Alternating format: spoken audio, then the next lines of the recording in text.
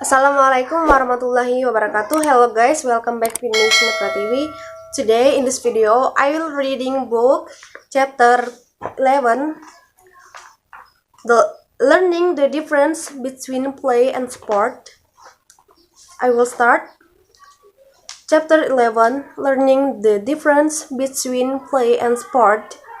This article discusses the role sports have in developing character and contributing to education.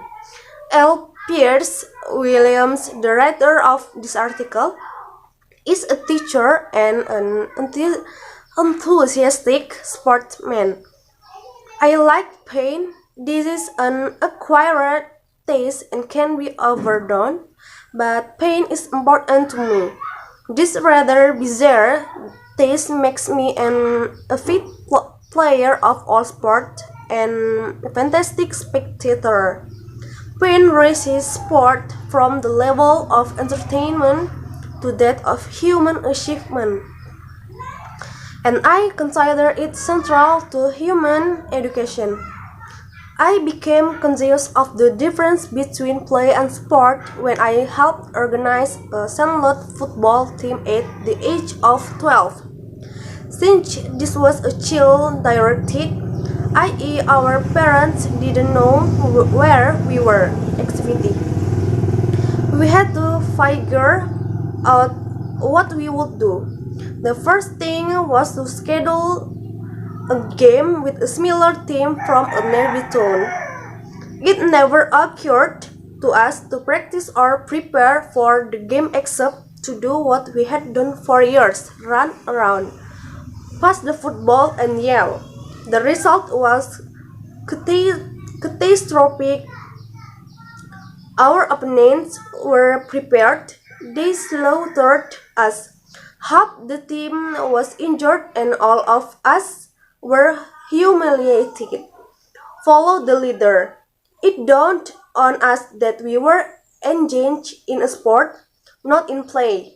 If we were to play decently, let alone win, we would have to prepare, and the only way was to learn the discipline of practice. Looking back, I realized that at the moment we underwent a profound experience. We entered into a social contract that bound us together with ties still strong after more than 30 years. Our quarterback imposed his rule on us. He was never elected captain or coach, but simply assumed these offices. His voice was stentorian and his will was indomitable. He focused my attention on the importance of pain and the reaction to it. We had been pushed around unmercifully by a larger and stronger opponent. On our 5-yard line, he told them he would take the ball on every play until we lose it. And from the look in his eye, we all knew we had better not lose it. He was not large, and it seemed folly to plunge into the center of the line, especially since he had no pads or helmet to protect him. The first rush caught the other team by surprise, and he went for 10 yards. On the second plunk, they stiffened, but we still moved. For 10 yards, we inched forward. After the first few rushes, it was clear that our offense consisted of one play up the center. By the time we had penetrated to their 30-yard line, our quarterback was covered with dust and blood, but still giving the same command. Snap the ball to me on tray. A surprising thing happened. The opposition collapsed. We moved 5, then 10, then 15 yards until the touchdown was made. One boy, determined to break his opponent, regardless of personal agony, had demoralized 11 other boys, all as big as or bigger than he, and as good or better football players. Their undoing was their inability to understand how the human will can drive the body to do things that defy reason. I have never forgotten that day and the lesson I learned. Like my teammate, I had a healthy fear of pain, but I realized that this fear could be overcome and that the man who could overcome it had a distinct advantage. At that moment, I became a sport nut. In the years since, I have used that lesson well.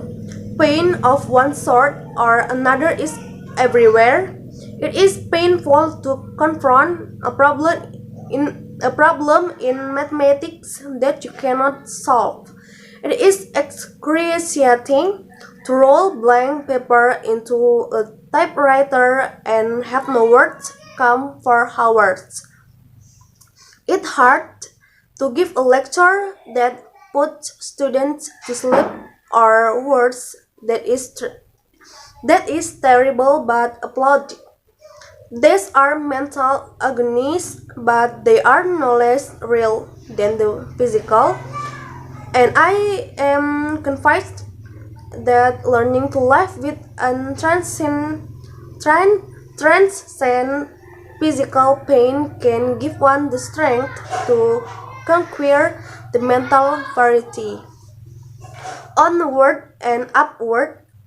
And so I have continued to punish myself even at the slow pace I run. It hurts.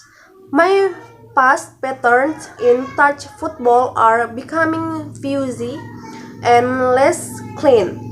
The weight get heavier to lift, even when they add up to the same total. I don't bunch quite so lightly anymore in judo throw. It is still worth it, for my will remains firm, though I must lower my physical side. And more, I have become a faithful spectator. For what I think I see in sport is the process by which young people become mature men and women. I realize that modern psychology has claimed that sport do not build character. It is true that sport may not improve a person just as a college education is often wasted. I choose to teach because I thought and think that human education can or must create better people. And I firmly believe that sports are a fundamental part of that education. To know of what one is capable, both mentally and physically, is to know the scope of one's freedom. And that is what education is all about.